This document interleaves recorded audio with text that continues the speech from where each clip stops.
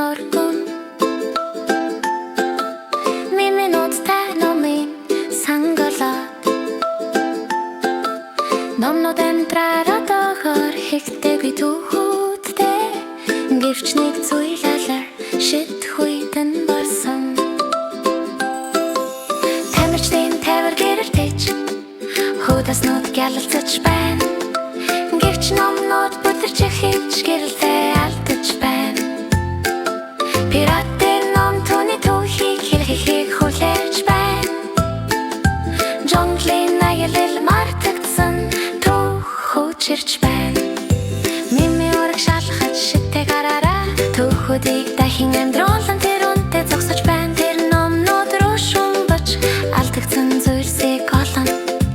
түүхүүдийг буцаан авчирна ямар ч үнэтэй байсан ч хамаагүй мими им зоригтой баунанч шидэг сэртэл байна тэр юу хийхтэй мэднэ зориг багирлэр тэр тэднийг чөлөөлнө түүхүүд амьдраад бүх хүнд харагдана лохан чимин түүхэн унтрамдаг түүний хараа хагардаг мими ялсан үнэт жонглын ном түүний гойн дондор удирдаг мими ялсан алмазыг олд байхаар илэрхийн хүүхэд шидэт сэтгэлийн сүлийн хөндлөнгийн хөрхийг хүлээж байна вонгийн ордыг аран гашин биш олон зэлэг сэргавах номнууд гэрэлтэж эхэлдэг шид өсөж байна мимийн зүрх гэрэлтэж адал явтар урсаар байна мими им зоригтой баюунч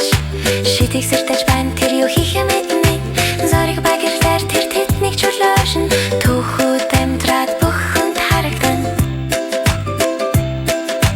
номнууд одоо гэрэлтэж түүхүүд туссан номын сангийн шид одоо маш шамттай хан чимэн агуурдонд буцаж ирдэг пиратын эрт нэлсээр амардаг сүүлчийн үгдээр номнууд сэрдэгдсэн номын сангийн шид одоо дуртай зүйл болсон